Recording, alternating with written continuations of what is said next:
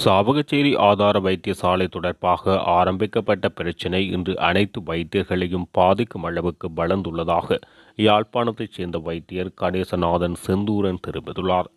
ஊர் அறியாமலேயே உறங்கிடும் உண்மைகள் பகுதி 1 என்னும் தலைப்பில் அவர் தனது சமூக வலைதளத்தில் வெளியிட்ட காணொளியில் இவ்விடயம் தெரிவிக்கப்பட்டுள்ளது. மேலும் கருத்து தெரிவித்த வைத்தியர், அப்போ உண்மையிலேயே அன்பான பொதுமக்களுக்கு எங்களுடைய பாராட்டுக்கள். உண்மையிலே நீங்கள் உங்களுடைய உரிமைக்காகவும் உங்களுடைய தேவைக்காகவும் போராடி இருக்கிறீர்கள். அது கட்டாயம் நீங்கள் செய்ய வேண்டிய விடயம். இதிலே எங்களுக்கு கவலையான விடயம் என்னவென்று சொன்னால், நீங்கள் உண்மையிலேயே உங்களோட உரிமைக்காக போராடினீர்களா அல்லது வைத்தியர்கள் மீது இவ்வளவு இருந்த காழ்ப்புணர்வை தீர்ப்பதற்கு இது ஒரு நல்ல சந்தர்ப்பமாக பாவித்தீர்களா என்பது உண்மையிலேயே எங்களுக்கு இன்றைக்குமே சந்தேகமாக இருக்கிறது. பல ஊடகங்கள், பல சமூக வலைத்தளங்கள் மற்றும் இந்த ஃபேஸ்புக் பதிவுகள் போன்றவை அதில் போடுற காமெண்ட்ஸ் வைத்தியர்களை டார்கெட் பண்ணி நமக்கு பல்வேறு வைத்தியர்களுக்கு வெளியில் போகிறதுக்கு வெக்கமான ஒரு நிலைமையை உருவாக்கி இருக்கிறது மிகவும் கவலையான விடயம்.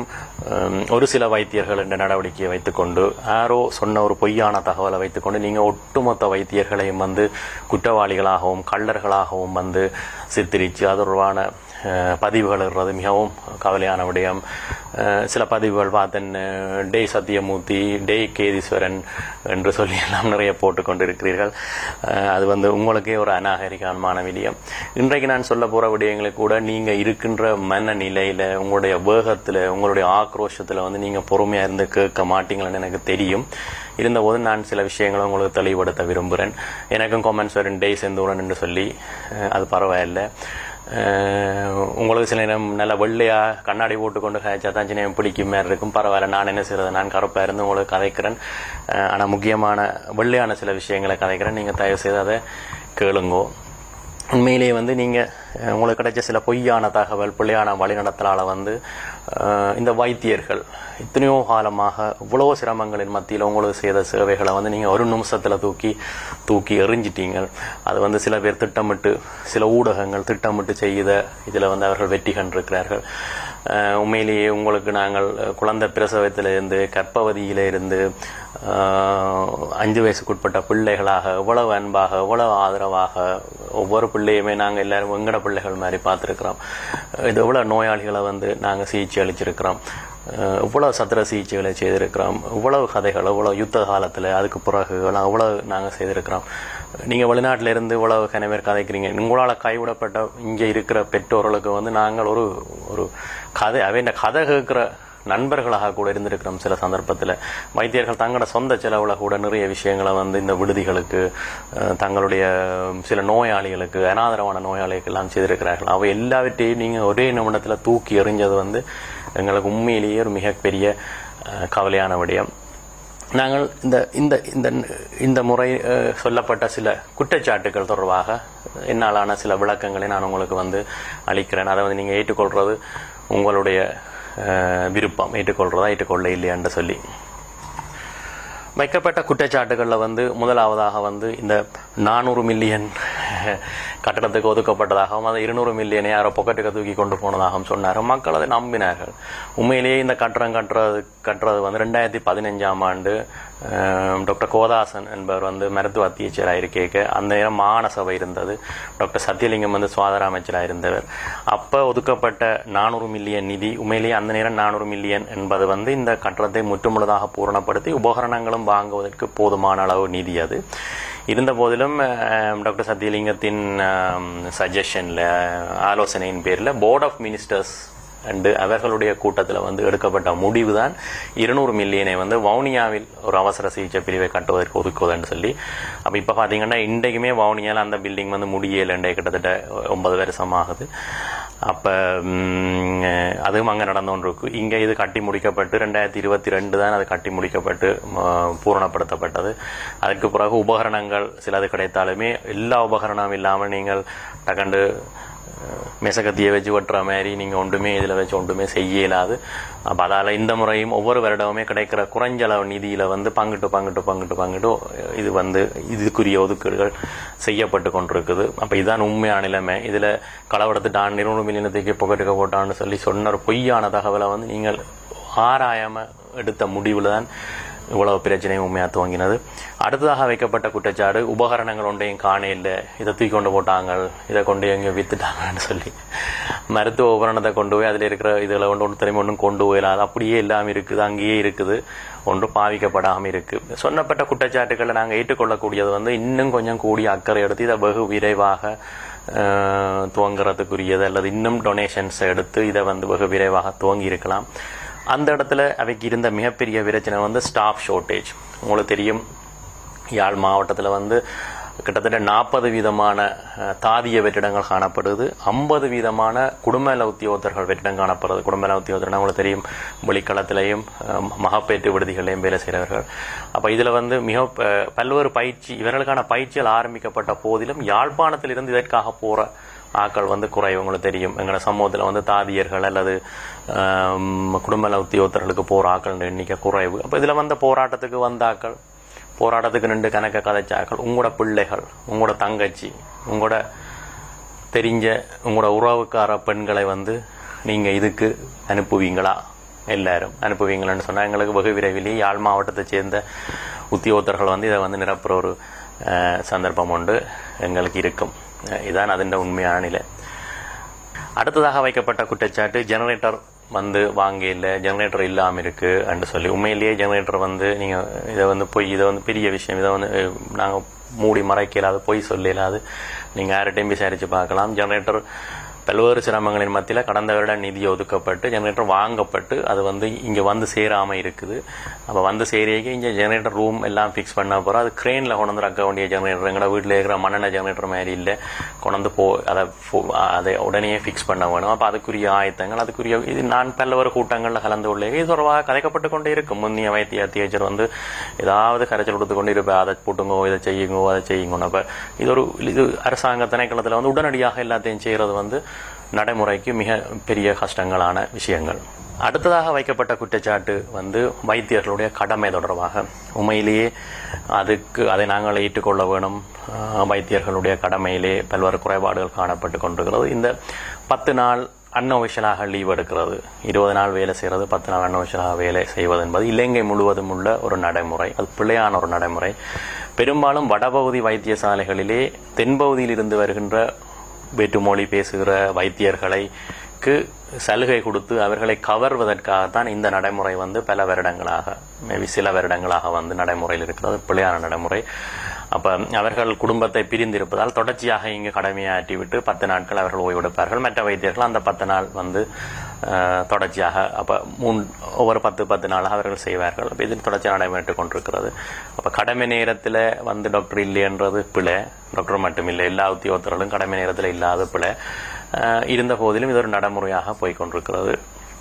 இது இப்படியே இருக்க நாங்கள் 2023ஆம் ஆண்டு இந்த சாவகச்சேரி ஆதார வைத்தியசாலையில் சிகிச்சை அளிக்கப்பட்ட நோயாளிகளோட விவரத்தை உங்களுக்கு சொல்கிறேன், நீங்கள் பாருங்க. எமர்ஜென்சி யூனிட்டில் அவசர சிகிச்சை பிரிவில் 2023ஆம் ஆண்டு 3310 பேருக்கு சிகிச்சை அளிக்கப்பட்டுள்ளது. பீடியாட்ரிக் வார்டு, குழந்தை பிள்ளை வார்டில் 1556 பேருக்கு சிகிச்சை அளிக்கப்பட்டுள்ளது.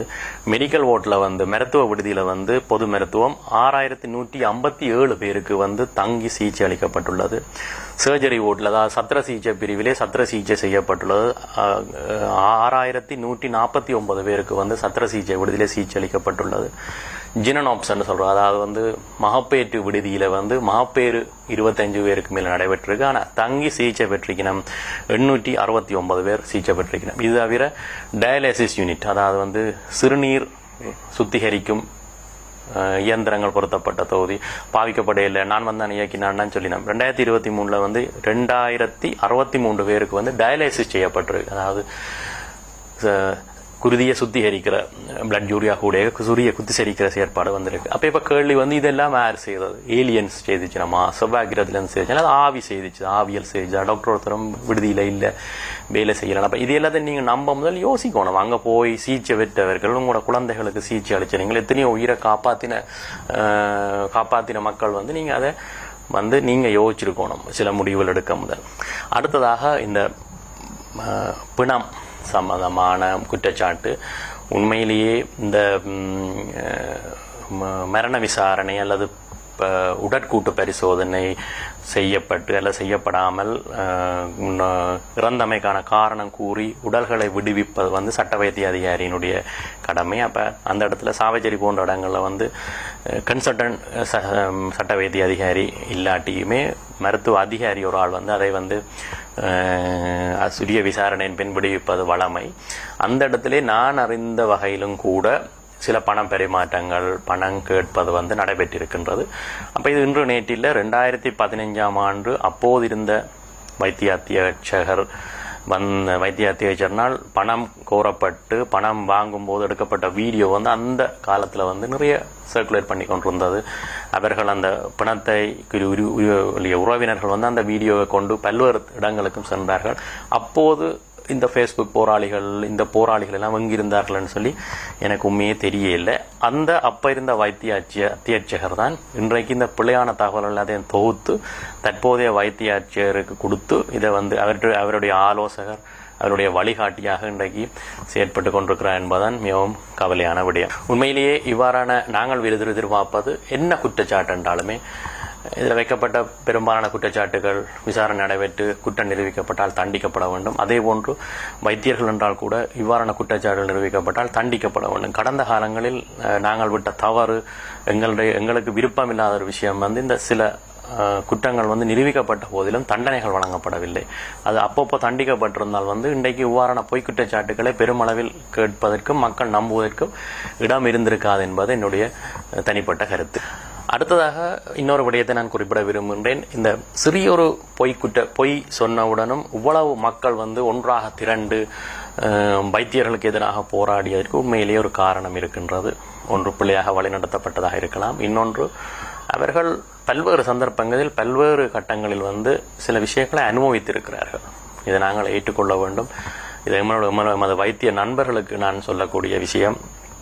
நான் என்னுடைய வைத்திய நண்பர்கள் தனிப்பட்ட ரீதியிலே அனுபவித்த விடயங்கள் போதனா வைத்தியசாலையாக இருக்கலாம், வேறு வைத்தியசாலையாக இருக்கலாம், தாதியர்களுடைய அசண்டை இனம், வைத்தியர்களுடைய அதீத பெரும் தன்மை, தாங்கள் ஏதோ பெரிய எங்கேயோ இருந்து வந்த மாதிரி நல்ல படிக்கைகளில் ஒன்றா திரிஞ்சு ஒன்றா பழையனாக்கள் கூட இன்றைக்கு சில நேரத்தில் 100 மெட்ட பக்கம் பார்த்துட்டு போகிற காலங்களும் இருக்கு. அப்போ இது எல்லாத்துக்குமா சேர்ந்து விழுகிற அடிதான் இன்றைக்கு பொதுமக்களால் இப்படி இதாண்டு வருது. அப்போ ஒரு சரியான அறிவுறுத்தல் வழங்கப்படுற இல்லை, நோயாளிகளோட அன்பாக கதைக்கிற இல்லை என்ற குற்றச்சாட்டு எல்லாம் பெரும்பாலும் உண்மை. அப்போ அதுகள் எல்லாத்தாலையும் பாதிக்கப்பட்டு கொண்டிருந்த மக்கள் ஒரு சந்தர்ப்பம் கிடைக்கல இதை எதிர்க்கிறோம். அதான் இதில் நாங்கள் உணர்ந்து கொள்ள வேண்டிய விஷயம் அப்போ இனியாவது திருந்தோணும். நன்னிக்கையில் திருந்துறதுக்கான சந்தர்ப்பங்கள் சரியான குறைவாக இருக்கும். அப்போ இதில் போய் நாங்கள் அட்மினிஸ்ட்ரேட்டரை குறை சொல்கிறத விட நாங்கள் திருந்துறது ஒரு மிகவும் முக்கியமான ஒரு விடயமாக இங்கே கருதப்படுகிறது.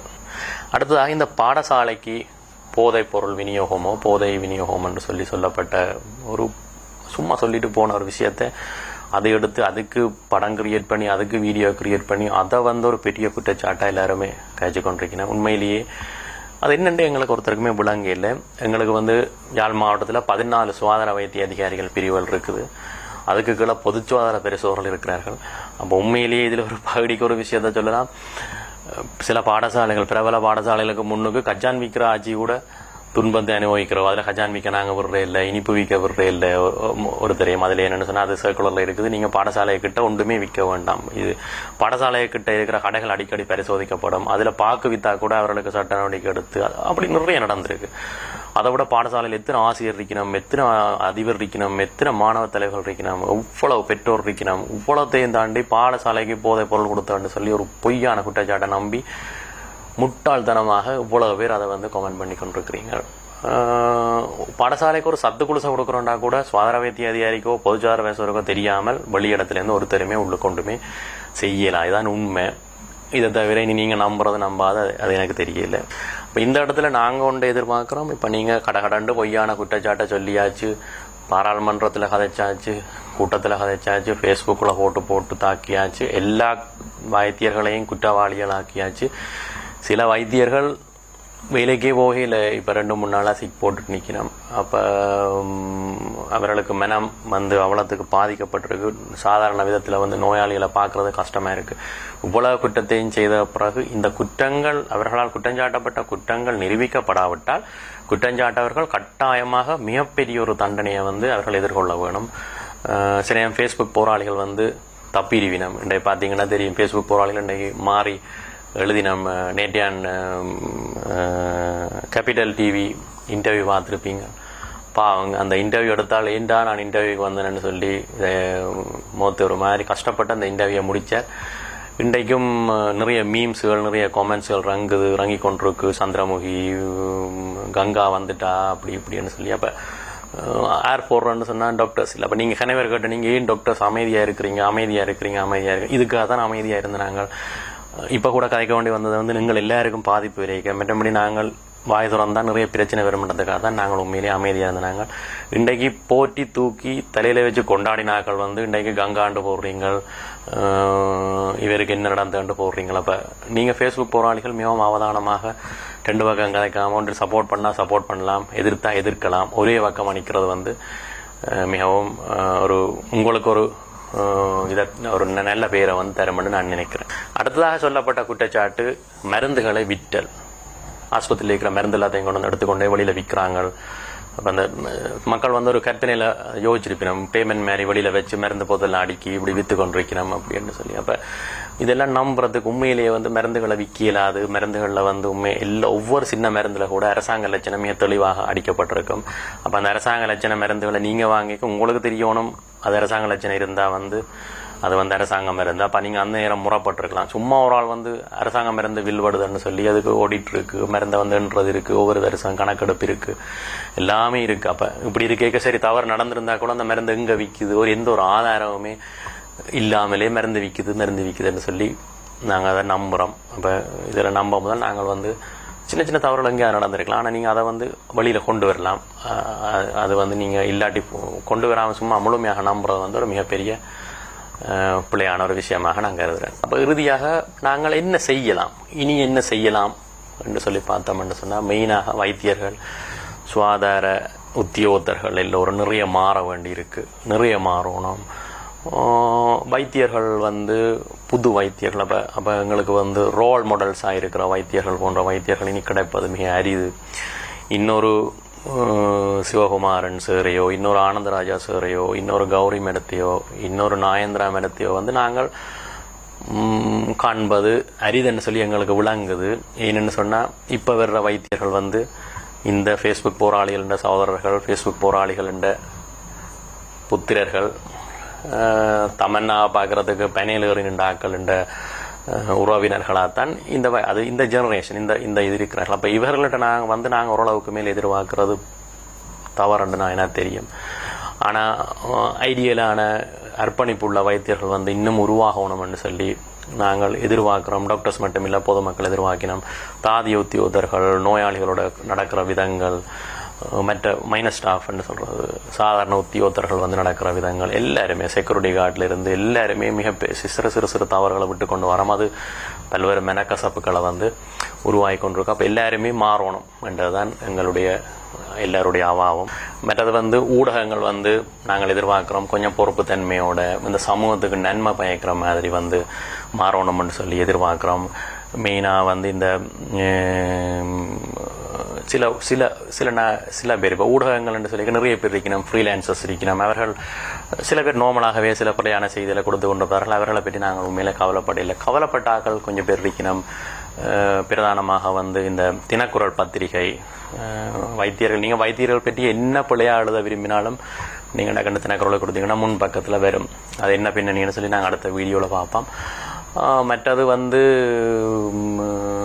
ஆர்ஜி லோஷன் வந்து நாங்கள் அவருடைய இதில் கேட்டுக்கொண்டிருக்கிறோம். நாங்கள் அப்போ அவர் அன்றைக்கு இரவு வந்து ஒரு பக்க சார்பாக வந்து சில செய்திகளையும் தங்களுடைய யூடியூப் வியூவர்ஸுக்காக செய்தார்கள். சந்துரு மேனகாண்ட வீடியோ வந்து நாங்கள் ரசித்து ரெண்டாம் தரம் நாங்கள் பார்க்குற ஒரு வீடியோ. அவர் வந்து அன்று இரவு அங்கிருந்து அவசரமாக வந்து வைத்தியசாலைகளை புகுந்து வைத்தியர்களை குற்றஞ்சாட்டுற பக்கத்தை மட்டுமே எடுத்தார கூட பிரசுரித்தாரே ஒழிய ஒரு கணம் கூட யோசிக்க இல்லை. அங்கே வேறு ஒரு வைத்தியர்களையோ பிராந்திய சுவரகவணைப்பாளையோ மாகாண சுவரகவணைப்பாளையோ மற்ற பக்க கதையை கேட்கறதுக்கு அவர்கள் அந்த நேரத்தில் ரெடி இல்லை. ஏன்னு சொன்னால் அவர்களுக்கு தேவைப்பட்டது மீடியா கவரேஜ். அப்போ கனவேரை இனங்காட்டுறதுக்கு வந்து இது ஒரு நல்ல இதாக இருந்தது. மற்றும் பத்திரிகைகள், எங்களுக்கு உதயன் பத்திரிகையோ வலம்புரி பத்திரிகையோ சில மீடியாக்களோ வந்து பெரிய அளவில் முன்னுரிமை கொடுக்க இல்லை. எங்களோட பக்கத்து நியாயங்களுக்கு வந்து இந்த ஒரு சனத்திரளுண்ட இதில் வந்து எங்களுக்கு வந்து அதில் வந்து சனத்திரளோடைய அவர்களும் சனத்திரளோடு அடிபட்டு போனார்கள். அரசியல்வாதிகளும் அதே தான் செய்தார்கள். யாரோ சொன்ன கதையை கேட்டு பாராளுமன்றத்தில் கதைத்தார்கள். இன்றைக்கு அதை தவற உணர்ந்து தாங்கள் செய்த தவறு என்று சொல்கிறார்கள். ஆனால் விட்ட சொல்ல திருப்பி நாங்கள் எடுக்க இயலாது. நம்ம பார்லிமெண்ட்டில் நீங்கள் இப்படி ஒரு பெரிய ஒரு விஷயத்தில் சொல்லிக்கல மக்களால் தெரிவு செய்யப்பட்ட பாராளுமன்ற உறுப்பினர்கள் வந்து யோசிச்சிருக்கணும். நான் என்னத்தை சொல்கிறேன்னு எங்கே சொல்கிறேன்னு சொல்லி யோசிச்சிருக்கணும். அப்போ இவ்வளவு அனுபவமானாக்கள் எல்லாம் பிளவிட்டது வந்து எங்களுக்கு மிகப்பெரிய ஒரு கவலையை ஏற்படுத்தி இருக்கு. ஓகே, அப்போ கடைசியாக வந்து நாங்கள் ஒரு சஜஷன் என்னென்னு சொன்னால், யாழ்ப்பாணத்தில் வந்து வைத்தியர்களாக வேலை செய்கிறேன்னு சொன்னால் என்னென்ன தேவை என்று சொல்லி இப்போ நாங்கள் கற்றுக்கொண்டோம். தனிய ஜீவகாருண்யமும் வைத்திய அறிவும் இருந்து காணாது. எங்களுக்கு ஒரு மீடியா இருக்கணும். எங்களுக்கு நான் ஃபேஸ்புக்கில் எப்படி வீடியோ போடுறோன்னு சொல்லி நாங்கள் எல்லா வைத்தியர்களுக்கும் ஒரு பயிற்சி அளிக்கணும். மற்றது வந்து குறைஞ்சது ஏதாவது ஒரு சின்ன கட்சியோடையாவது எங்களுக்கு தொடர்பு இருக்கணும். கொஞ்சம் மருத்துவ அறிவு இருக்கணும். இவ்வளவு இல்லைன்னு சொன்னால் நாங்கள் வைத்தியராக வேலை செய்கிறது வந்து பெரிய சவாலாகத்தான் இனி வரும் காலங்களில் கூட இருக்க போகுது. நாங்கள் அப்போ தொடர்ச்சியாக நாங்கள் சில வீடியோக்களை வந்து உங்களுக்கு விடுறதுக்கு யோசிச்சிருக்கிறோம். அப்போ அதில் வந்து சில விஷயங்களை நாங்கள் கலந்துரையாடலாம். உண்மையிலேயே இவ்வாறான தலைப்புகளை நான் தெரிவு செய்திருக்கிறேன். அன்று இரவு நடந்தது என்ன, சில சுவாரஸ்யமான செய்திகள் உங்களுக்கு அடுத்த வீடியோவில் வரும். ஊடகங்களில் நாங்கள் கொடுத்த செய்திகள் வராமல் பிளாக் பண்ணின தனியார் வைத்தியசாலையார், அது உங்களுக்கு வரும். மாஃபியான்றீங்க, உங்களுக்கு மாஃபியா யாருன்னு சொல்லி நாங்கள் சொல்கிறோம். அடுத்தது வந்து எவ்வாறு கூட்டம் சேர்ந்தார்கள் இல்லை, எவ்வாறு சேர்த்தார்கள், இது ஒரு தனி டாபிக் கொண்டு உங்களுக்கு நாங்கள் அடுத்த வீடியோவில் வந்து ஆதாரங்களோட போடுறோம். மற்றது வந்து ஊடகங்கள் செய்த தவறுகள், நான் ஏற்கனவே சொல்லிட்டேன். இருந்தாலும் தனிப்பட்ட வடிவாக உங்களுக்கு ஊடகங்கள் செய்த தவறுகள் வந்து உங்களுக்கு போடுறோம். மற்றும் இன்னொரு வீடியோவில் வந்து இந்த ஃபேஸ்புக்கில் வந்து அதீத அக்கறையாக பிள்ளையான தகவலை வச்சு மிகவும் அவமரியாதையாக தங்களுடைய போஸ்டுகளை போட்டுக்கொண்டிருக்கிற சில பேர் தொடர்பான உண்மையான முகங்களை வந்து நாங்கள் உங்களுக்கு வெளிக்காட்ட இருக்கிறோம். அதுவும் வந்து அடுத்தடுத்த வீடியோவில் வந்து வரும். நன்றி. நீங்கள் இவ்வளவு நேரம் இதை கேட்டதுக்கு நன்றி. உண்மையிலேயே நாங்கள் எல்லோரும் விரும்புகிறோம். உண்மையிலே இந்த வீடியோ வந்து நான் விட்டது வந்து என்ன தனிப்பட்ட ரீதியில் தெரிந்தவர்களுக்கு என்னை பற்றி தெரியும். அவர்களே நாங்கள் மௌனமாக இருக்கிறார்கள் என்று சொல்லி பெரிய கேள்வி ஒன்று எங்கிட்ட கேட்டுக்கொண்டு இருந்தார்கள். அவர்களுக்காக விடுக்கப்பட்டிருக்கு. என்ன தெரியாதவர்கள் கீழே ஃபேஸ்புக்கில் அல்லது இந்த வீடியோ கீழே திட்டி எழுதுவதற்கு உங்களுக்கு தாராளமாக நீங்கள் எழுதலாம். என்னத்தையும் கற்பனையில் எழுதலாம். இப்போதான் கற்பனை வந்து நல்லாக வேலை செய்து கொண்டிருக்கிறது. நாங்கள் எதிர்பார்ப்பது எல்லா வைத்தியர்களும் நிறைந்த பணியாற்றணும், மக்களுக்கு சேவையாற்றணும், மக்களுடன் நண்பர்கள் போல் இருக்கணும், மக்கள் நிறைய பயன்பெற வேணும். இன்றைக்கு இந்தியாவை எடுத்தீங்கன்னு சொன்னால் மருத்துவம் வந்து வேறு லெவலில் வந்து எல்லாமே முன்னேறி கொண்டு போகுது. நாங்களும் அந்த முன்னேற்றத்துக்கு போகணும். பேஷண்ட் கேர்ன்ற ஒரு பெரிய விஷயம், நோயாளிகளுக்கு நன்மையானது. எல்லாரும் மாறணும், எல்லாரும் நல்லா இருக்கணும், குறை சொல்கிறத விட்டுட்டு என்றதான் எங்களோட உண்மையான ஆசை. அதுக்கு நீங்கள் எல்லாரும் ஒத்துழைக்கணும்னு சொல்லி நான் அன்பாக கேட்டுக்கொள்கிறேன்.